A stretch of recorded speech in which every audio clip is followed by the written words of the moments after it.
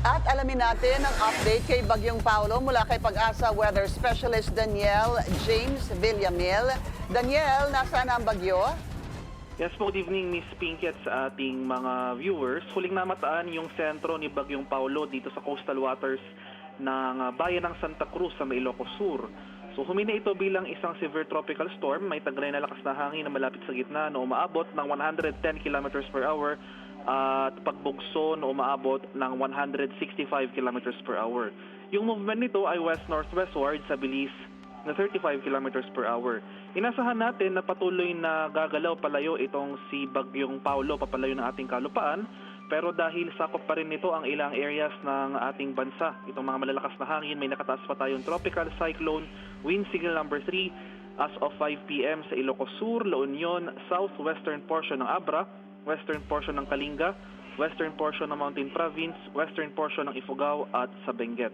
Signal number 2 naman sa southern portion ng Ilocos Norte, Pangasinan, nalalabing bahagi ng Abra, rest of Kalinga, rest of Mountain Province, rest of Ifugao, western portion ng Isabela, northwestern portion ng Quirino, northern and central portions ng Nueva Vizcaya, at itong northernmost portion ng Nueva Ecija.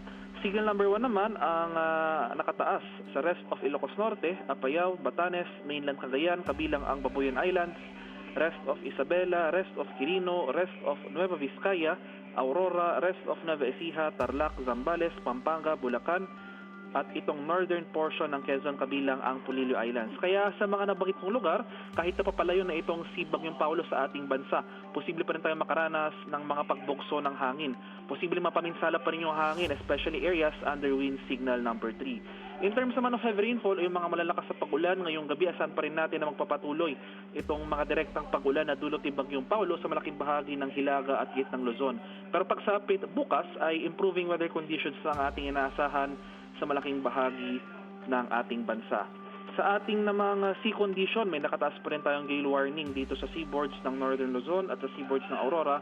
Kaya sa ating mga kababayang mangingisda at may mga maliliit na sasakyan pandagat over these areas, huwag po muna tayong pamalaot dahil posible pa rin tayong makaranas ng maalong karagatan na dulot ni Bagyong Paulo.